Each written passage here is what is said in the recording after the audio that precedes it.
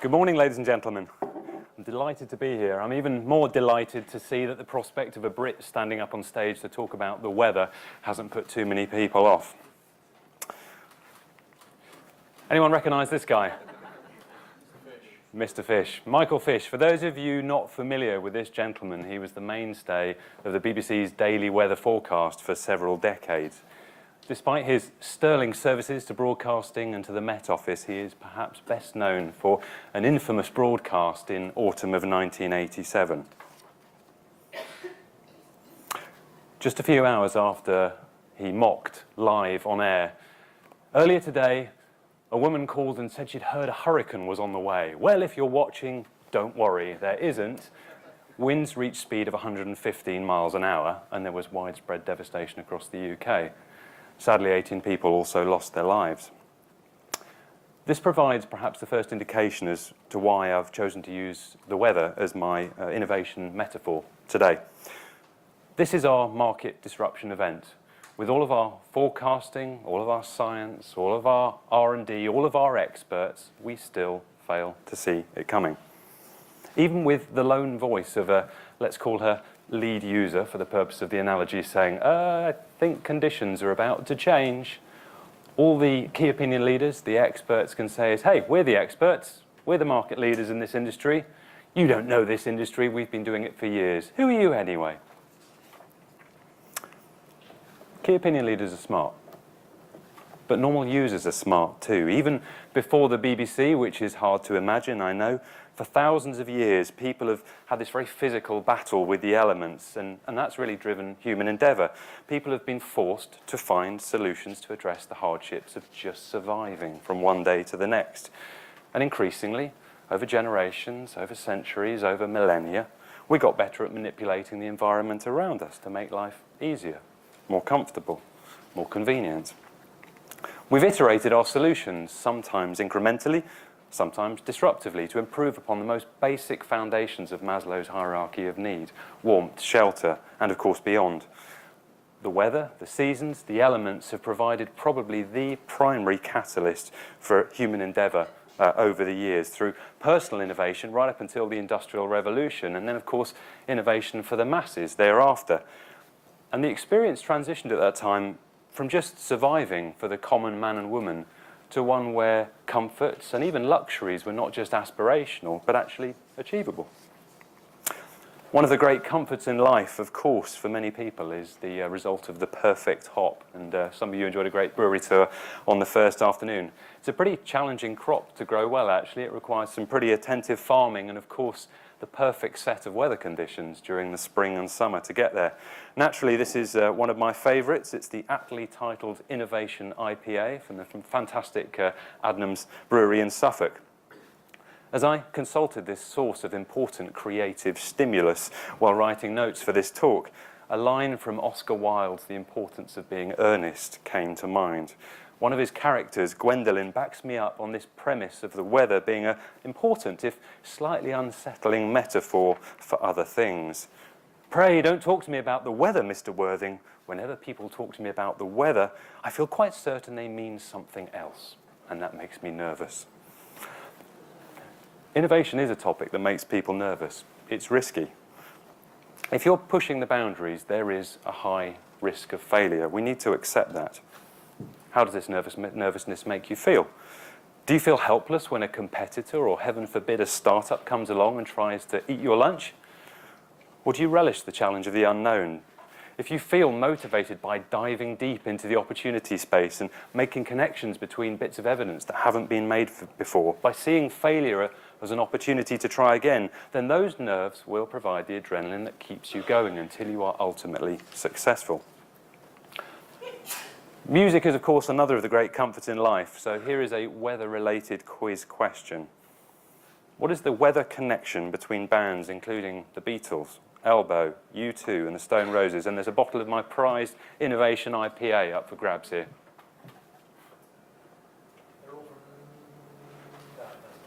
Places where it rains a lot. Congratulations. Okay, so the quasi sort of half-truth in the music industry is that the reason we have so many great bands coming out of places like Manchester, Bristol, Dublin, Liverpool, and so on is because it rains a lot, right? You have to find something to do that's indoors, so you get together with a bunch of mates, you start making some music, maybe some other things in a few cases, who knows? Whatever the source of the magic, the end result has been quite literally legendary. I found many other great quotes about the weather, this one by Mark Twain. Everybody talks about the weather, but nobody does anything about it. As I considered them, I had a bizarre thought. It dawned on me that parallels could be drawn between much of this weather-related philosophy and innovation, particularly disruptive innovation. I'm not sure Mr. Twain would thank me for my efforts in this slide. Maybe it's just the innovation IPA playing tricks on me at the time. Now, of course, there are a minority of people out there disrupting markets, categories, and experiences. But, question, do you feel you're doing everything that you could, doing enough to create a game shift in your market? One of the things about disruptive experiences is that for better or for worse, and I do genuinely mean for better or for worse, you will never be able to look at the world again the same way afterwards. I still remember loading computer games with a cassette, and it was a truly multi-sensory experience.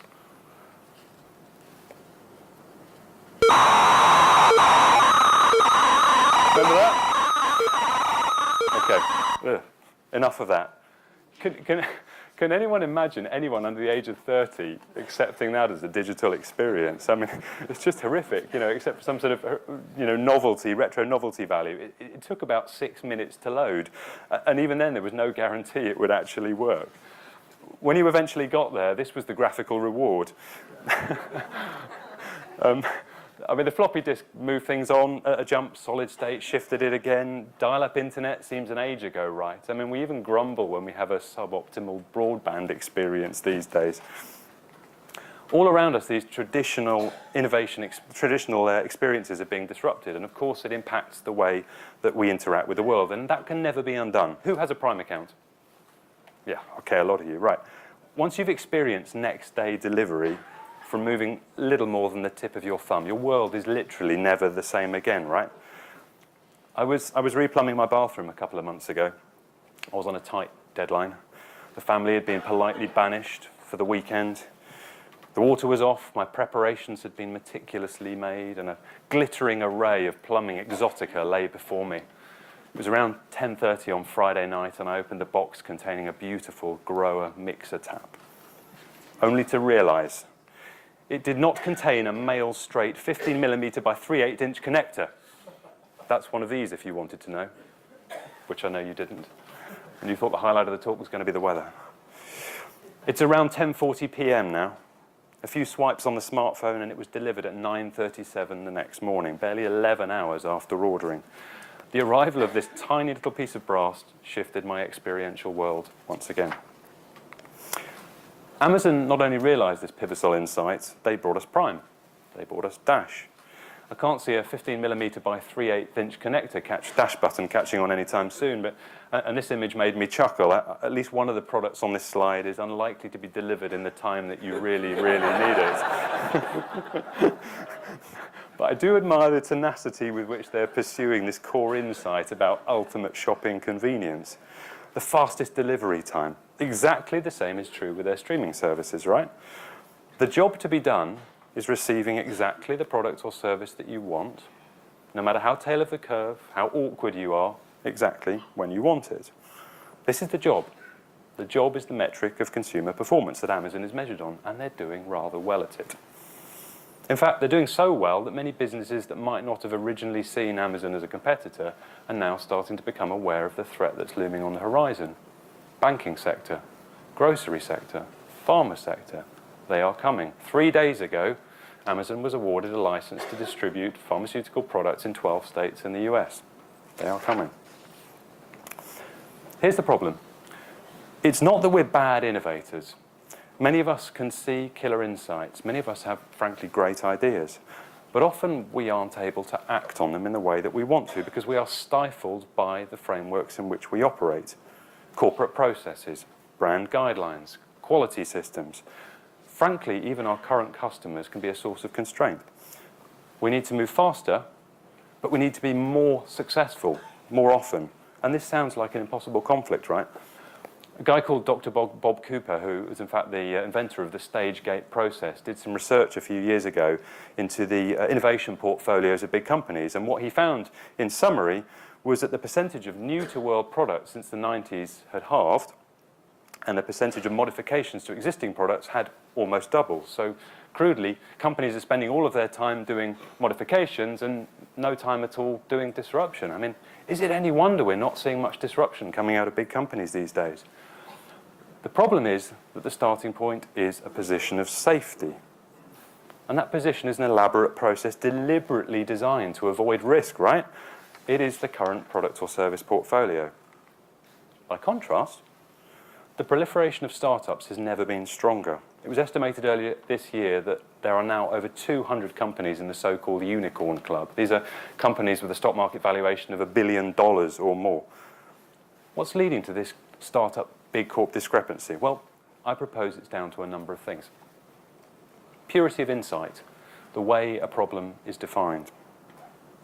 The fact that in the digital world you can quite literally start a global business from your spare room. And most importantly, the relative simplicity of attitude and approach. Let's summarize this as lean, in which these businesses set about trying to test and iterate their business models. While often crude, that crudeness actually contains some of the key to the magic. I think software particularly is well known for tapping into a group of early adopters who are willing to kind of go on this journey from the early stages to beta test to make the glitchy products better. And of course, now a lot of big corporates, and great to hear from Jodie earlier on, that actually academic institutions are starting to realize that you need to set up groups that are operating outside of those frameworks, giving them the freedom and the remit to act more like a startup. It's a few slides since I mentioned the weather, so let me paint a picture. It's 2008. It's Paris. It's snowing. A bloke and his mate are trying to get a cab. Their names are, of course, Travis Kalanick and Garrett Camp. The two of them vowed there and then to create a revolutionary new app. The idea was unbelievably simple. Push a button, get a cab. That idea, of course, became Uber. After some initial hesitation, the two entrepreneurs set up the company in summer 2010 with just a couple of cars, a handful of employees, small seed round. Of course, we all know where that story goes. And the entrepreneurs must have known they were onto a good thing when within a few months of launching, they got a cease and desist order from the California transport authorities. We all know the car story, but what really interests me is Kalanick's vision to be more than a better taxi service. He claims he never wanted to be in limos anyway. He sees the potential for Uber to be at the heart of what he calls a seamless instant gratification economy with the smartphone as the remote control for life. If we can get you a car in 5 minutes, he says, we can get you anything in 5 minutes. Does this desire to dominate the everything economy have a familiar ring? Google, eBay, Walmart, Amazon. In the early days, Amazon just sold books. They were good, but but indispensable. And of course, Bezos has pushed recently to become indispensable. I really want to focus for a minute on the rise of Uber, despite, or maybe perhaps because of, the relative simplicity of this vision to deliver on the simple job to be done. And it highlights maybe in some ways where, despite the relative inexperience and lack of resource, startups sometimes have an edge. They don't have this corporate baggage that a lot of us have. They focus on this sort of core thing, this crystallized job to be done. They have to be lean. They don't have the luxury of moving anything else but quickly. But despite big corps' attempts to knock it out of us, this startup mentality remains at the very core of who we are as humans and innovators. We all instinctively have this skill to spot a job to be done and to act on it, to move very quickly, to test potential solutions when the pressure is on. Run with me. Let's say you're out and about, minding your own business, and you start to feel a few drops of rain. What do? That's right, of course. You consult with an elaborate stage gate diagram, your brand guidelines, a number of technical specialists. You sit down at a CAD station. Just a reminder, it started to rain on the last slide. Your hair's starting to stick to your forehead. You file an outline patent for a device, for someone special in your life, your dog, your barbecue. Just a reminder that just because you can file a patent doesn't mean you should. By the way, you're getting really wet now. The drops are starting to run off your nose. When I put it like this, it sounds utterly ridiculous, doesn't it? We need to move quickly. We need to find a solution to the fact we are getting wet. This thing is happening now. We're going to be soaked if we don't do something about it. That is the job to be done. If I told you I was going to hit the fire alarm and the sprinklers would go off in 5 seconds, you'd take evasive action, right? You'd do something about it. You'd reach for bags, papers, notes, do something about it. If necessary, we improvise. We reach for any available tools, no matter how imperfect, to help us move to the next stage of the journey. And by the way, even if we have been organised enough to have the current state-of-the-art technology to hand, why do we always fall into the trap of thinking the current solution is the gold standard? Just because a design is mature, has been knocking around for 100 years, doesn't mean it's the most optimised solution. Innovation doesn't give a damn about how many years you've been the market leader. It doesn't give a damn about audio cassettes. It didn't give a damn about wet film. It didn't give a damn about heating controllers with a fixed number of itty-bitty little pins that you had to manually pop in and out when the weather got too hot, too cold, too intermediate, whatever, because something else came along that did the job better. Of course, Nest was another great example of a weather-related disruption. I've mentioned the term jobs a number of times, and I should perhaps elaborate a little more before going any further. Harvard professor Clay Christensen spent much of his career looking at the way that innovation opportunity is characterized more effectively, and this phrase in broad terms summarizes the conclusion of many years' thinking. When a customer becomes aware of a job they need to get done in their lives, they look around for a product or service that they can hire to get the job done. The driving point of difference with a jobs to be done approach and what I will term generic market research is that it captures insights and needs in a solution-independent way. Solution independence is critical to your innovation endeavours because it means you are looking beyond current products and services. We don't get hung up on the widget or technology that is enabling today's experiences. The pinnacle of success, of course, for any business is that you execute the job to be done so well you become completely synonymous with that, the job category king, if you like. Let me suggest a job to be done, and I want you all to imagine the existing brand that delivers perfectly on that job. The job is this: to furnish your home quickly in a stylish and cost-effective way. Bravo. That was the job to be done at a very high level. Of course, the products and services in their portfolio are constantly iterating to keep them at the head of that game. The job remains constant. The reason I like this approach so much is it takes the blinkers off. It seems really simple as a principle, right? But when carrying out interviews or ethnographic research, that is really hard actually to ladder it down because the consumer is talking in today's language. They're talking about today's technologies, today's solutions, today's interfaces, the way the materials, the pack opens, all of that stuff. You have to ladder it down to the job to be done. Of course, industry standard market research does provide us with lots of valuable data inputs to this evidence landscape, but market research is by definition a rear-view mirror. It's great at characterising the here and now, but not so great at extrapolating to a distant future. The job is the constant metric, like I just said, of innovation performance, and by constant, it doesn't change over time. So I want to demonstrate how that job remains a constant, even though solutions, the enabling technology changes over time. I was fortunate to meet Mark Randolph, co-founder of Netflix, earlier this year, and was struck by a number of things during his presentation. He talked with great humility about the growth of Netflix, from an idea to a small business and a lot of debt to being laughed out of the boardroom at Blockbuster. Netflix, of course, has been so successful in the last 2 decades, it's now a significant commissioner of independent film and television. Like many entrepreneurs and innovators, he talked a great deal about previous failures, and I think that's one of the really great things over the last few years. People have been far more open about their failure and the benefit of it in the innovation process. He asked a question: what is a good idea? And I'll summarise very briefly how, as an entrepreneur, he responded to that question and established an answer. Work with me again. Cast your minds back. It's the mid-90s. It's Friday night. You've had a really tough week at work. You drive home, you cook dinner, you clear up, you slide down the back of the sofa, and suddenly the idea of enjoying a film at home pops into your head. What do? Streaming hasn't been invented yet. Mail order DVD hasn't been invented yet. So, you head out into the cold, dark, wet night. You get into the car. You drive to the video rental store. You get out into the cold, dark, wet night. You go into the store. You walk past the overpriced confectionery. You take ages to get to the part of the store with the film that you want. But it's not there because somebody rented it 5 minutes before. You have an argument with your other half and finally settle for something else. You make it home, you fast forward haphazardly, past the endless trailers, and eventually you get to the film, only to find. Remember videotape tracking? Did anyone spot any killer insights? If only we'd had that cold, dark, wet night innovation epiphany, right? Well, Mark did.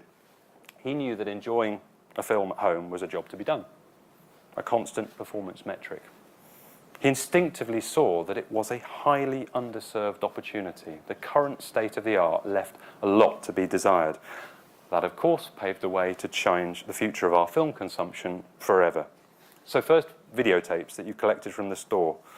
Then personal DVD choices mailed direct to home. Then streaming to the comfort of your sitting room. The solutions, the enabling technology, iterated multiple times. Critically, the job of enjoying a film at home has remained a constant. And that highlights the importance of research for innovation rather than market research as a platform to help imagine new futures. An obvious next step is consolidation, multiple jobs being brought together at one time. Now, if only Netflix sold popcorn and could somehow create a solution to avoid the film choice argument. What was the first thing that Mark did to prove his idea? He took the lean approach. Eric Ries talks about lean and minimum viable products in his book, The Lean Startup, and I'd encourage you all to read it. Lean is about creating minimum viable test beds, spending as little time and money as possible to move you a valuable step forwards on your journey.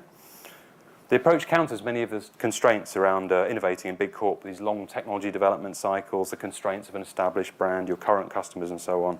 And thankfully, these principles of lean are increasingly being adopted in businesses. We need to move fast. The competition is at our ankles, and although they lack resource, most startups can move way faster than big corp. Randolph's first iteration was to find a DVD. He put it in an envelope. He dropped that in the mailbox down the corner of his street. Guess what? Next day, the DVD turned up in the post. Got it. The rest is, of course, history. As I indicated earlier with my rain shower example, entrepreneurs and successful authors aren't the only people dealing with impending innovation challenges in a lean way. Who could fail to be touched by images beamed around the world of the preparations for Hurricanes Irma and Harvey? And maybe some of you have travelled here from places that were affected by those. I was struck by a number of things. That the images of people preparing showed perfectly pleasant weather conditions. The current market conditions, if you like, showing calm. Business as usual. Except for the fact it was kind of eerie knowing through the wonders of modern technology what was coming in just a few days. In other words, too short a time window to do anything but resort to defensive action. When normal market conditions give way to this catastrophic disruptive event, it is rarely on your terms. In defense mode, people were focusing on the jobs to be done. The jobs were secure my home, my property, my family. The solutions included batten down, stockpile food and water. Why were they being so single-minded? It's obvious.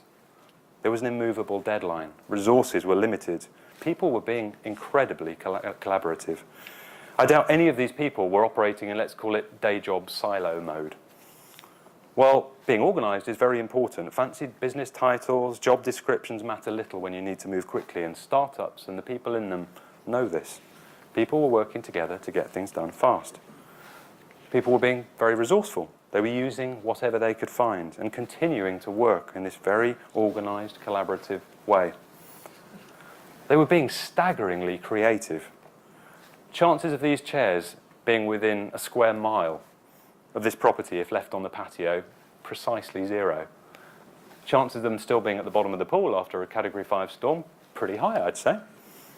Still working in an incredibly collaborative, organised way. In these pressured situations, people dare to break the rules of normal. They become very resourceful. These are photos from the 90s when Miami Zoo's flamingos rode out the hurricanes Andrew and George in one of the zoo's bathrooms, flocking together on hay added to the floor. It worked. They survived. Bravo, Team Miami Zoo. Normal is our enemy in innovation terms. The status quo of today, while real, tangible, relevant in every way as we go around our lives, does not extrapolate to provide a distant, accurate forecast of a disrupted tomorrow. And this is why we believe traditional market research is, in ways, flawed. Now, of course, we must make use of traditional market research industry tools to analyse past and current performance on brands, sales, habits, and so on, and to explore concept and product preference at the right time of the NPD process. But it does remain very grounded in the past, and the trouble with people's subjective opinions on today is that it's about as predictable as the weather, in Britain at least. It changes frequently. They're very dependent on local or short-term conditions, and they are difficult to predict long-term. So accurate forecasting for tomorrow based on what's happening today is possible, but guess what? Everyone else can use the same data sets to draw the same conclusions. So to innovate for more transformational futures, we must focus on bringing evidence together in such a way that it highlights the underlying forces at work. And of course, our primary forces are our stakeholders and their needs, the jobs to be done. We focus on these long-term stable units and the challenges become more predictable. We have more time to prepare, to execute and evolve our solutions. We are less likely to get caught out in a storm. So, as the champions of innovation in your businesses, I encourage you all to see the world not as it is, by which I mean by today's solutions, but using the job as your metric of innovation performance as it could be. I've always loved this saying that there's no such thing as bad weather, just the wrong clothes. And as innovators, we need to make sure we're working hard to ensure that we use every possible research for innovation tool to predict as early as possible which clothes to wear, to prepare even for that once-in-a-century storm. If we can do that well, we will quickly see that the most successful innovators will not be those who wait for the storm to pass, but those who most quickly learn to dance in the rain. Thank you very much. And a reverse.